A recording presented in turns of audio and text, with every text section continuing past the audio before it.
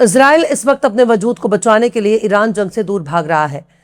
Iran ने America के साथ अमन मुआहदात टूटने के बाद एक भी बार इजराइल पर हमला नहीं किया है। वो बार बार अरब देशों में मौजूद अमेरिका के मिलिट्री ठिकानों पर ही हमला कर रहा है, जबकि इजराइल में मौजूद अमेरिकी फौज और उसके मिलिट्री साइट को निशाना नहीं बना रहा। तो वहीं दूसरी तरफ इजराइल को इस वक्त मिडिल ईस्ट में नजर आने वाले हालात से काफी ज्यादा परेशानी का सामना करना पड़ रहा है।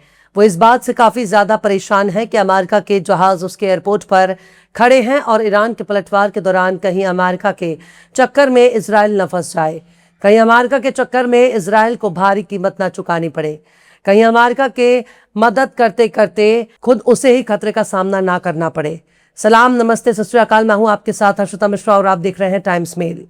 इजराइल के बेन गुरियन एयरपोर्ट पर अमेरिका के तेल भरने वाले जहाज खड़े हैं, जिसकी वजह से इजराइल को सबसे ज्यादा दिक्कत हो रही है। उन्हें हटाने के लिए दूसरी जगहों पर शिफ्ट करने का मंसूबा तैयार किया। इसे अमेरिका के सामने पेश भी किया और सोचा था कि अमेरिकी जहाज अगर उसके इलाके से हट जाए, उसके अपने बेन गुरियन एयरपोर्ट से अगर हट जाए, तो ईरान के जवाबी हमले से बचने में काफी आसानी होगी। लेकिन जैसे ही ये खबर अमेरिका तक पहुंची, अमेरिका ने इजराइल की कोशिश को ही दरकिनार कर दिया।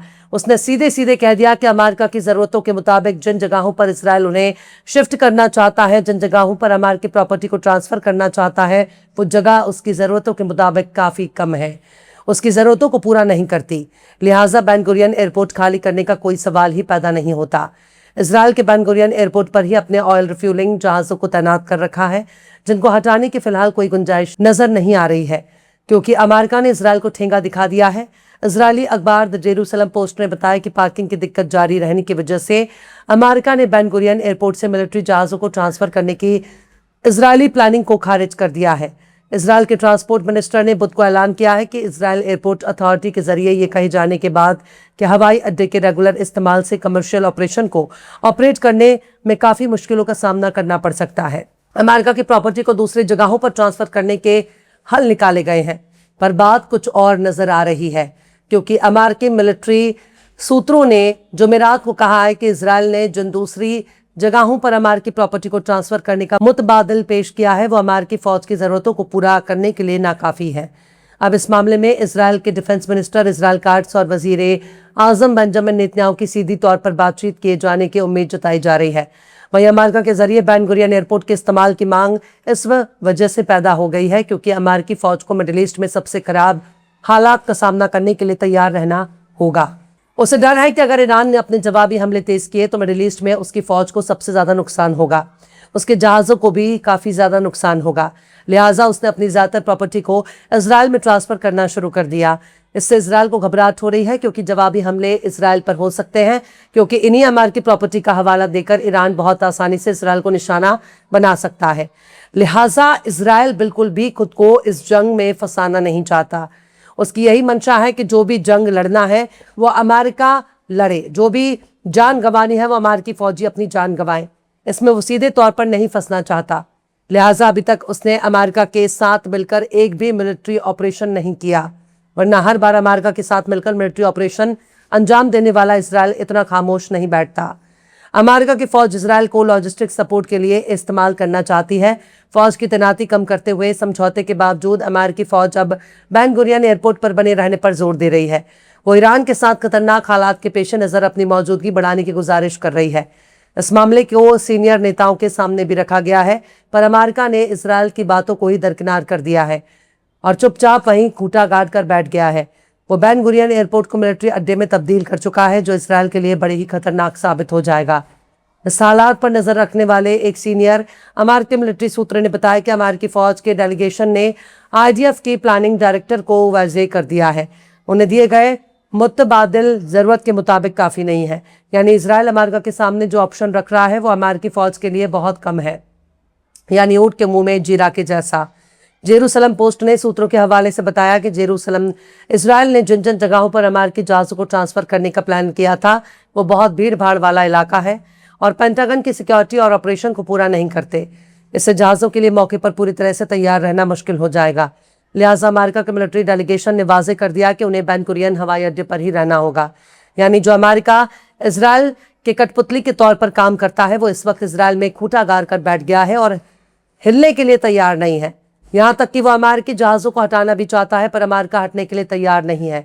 ट्रांसपोर्ट मिनिस्टर ने इससे पहले डिमांड की थी कि फ्यूल भरने वाले जहाजों को हटा दिया जाए और उनकी तादाद कम करके 20 तक रहने दी जाए, ताकि गर्मियों की छुट्टियों पर उसके सिविलियन जहाजों को नुकसान से बचाया जा सके।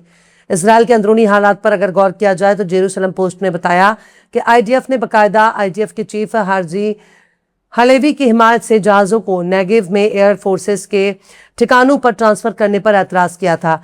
अब जब ईरान की तरफ से धमकियां मिल रही हैं, तो इन धमकियों के पेश नजर अमेरिका के हालात बदल गए हैं और जहाजों के पार्किंग का मसला अब एक डिप्लोमेटिक चैलेंज बन चुका है, जिसके लिए नेतन्याहू को दखल देने की जरूरत पड़ेगी और नेतन्याहू एक अलग ही दुनिया में खोए हुए हैं। Israeli media outlet Jerusalem post ने अपने खबर में बताया है कि नेतन्याहू ने ईरान के किसी भी हमले का जोरदार तरीके से जवाब देने की बात कही है। नेतन्याहू ने ईरान को धमकी दी है कि इजरायल पर नए हमलों का जवाब कई ज्यादा खतरनाक तरीके से दिया जाएगा। इजरायल पर भविष्य में हमला करने के खिलाफ चेतावनी दी है और कहा कि तेहरान को पिछली झड़पों के मुकाबले कहीं ज्यादा मुश्किल हालात का सामना करना पड़ेगा। अगर आप हम पर हमला करते हैं तो शांति की उम्मीद मत कीजिए। लेकिन नेतन्याहू ने डिमोना में नेगेव में बोलते हुए कहा कि दोबारा हमला होने की उम्मीद मत रखिए, ये एक अलग घटना होगी और कहीं ज्यादा ताकतवर होगी।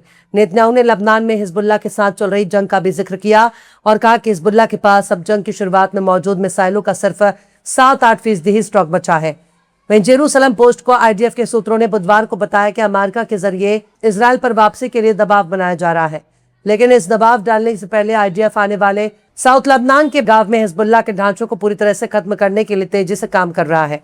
यानी साउथ लबनान के 52 गांवों पर इजरायल का कब्जा है और इन जगहों से हिजबुल्लाह के ढांचों को खत्म करने के नाम पर इजरायल जमकर बमबारी कर रहा है। पूरी दुनिया को यह मालूम है कि इजरायल लबनान में क्या कर रहा है, पर पूरी तरह से कंट्रोल करने की कोशिश कर रहा है।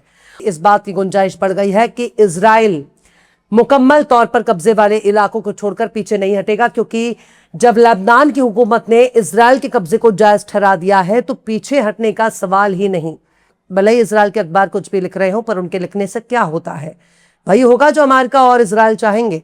हालांकि ये नहीं भूलना चाहिए कि लबनान हिजबुल्लाह का है। हिजबुल्लाह कहीं और से नहीं आया, बल्कि लबनान का एक ही अस्करी ग्रुप है जो इजरायल से अपनी सरहदों की सिक्योरिटी करता है। लेकिन लबनान में इस वक्त अमेरिका और इजरायल परस्त हुकूमत है जो अमेरिका की कठपुतली की तरह नाच रही है। अभी के लिए इजरायल के पास ईरान से खतरा कम करने का चैलेंज बना हुआ है, पर अमेरिका अपने जहाजों को हटाने के लिए तैयार नहीं है।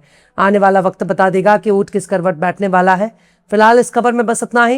यह एपिसोड आपको कैसा लगा कमेंट बॉक्स में जरूर से बताइए। पसंद आए तो लाइक करें, शेयर करें और बेबाक निष्पक्ष स्वतंत्र पत्रकारिता को सपोर्ट करने के लिए हमारे चैनल टाइम्स मिल को जरूर से सब्सक्राइब करें और बेल आइकन की घंटी वाली बटन आप जरूर से दबा दें, ताकि आपको हमारे आने वाले नए वीडियो की नोटिफिकेशन फौरन ही मिल जाए। फिर मिलता है किसी और वीडियो में एक नई खबर के साथ। हर्षिता मिश्रा को दीजिए इजाजत। जय हिंद। अगर अभी तक आपने हमारे चैनल टाइम्स मेल को सब्सक्राइब नहीं किया है तो जल्दी से सब्सक्राइब कर दें और बेल आइकन भी प्रेस कर दें।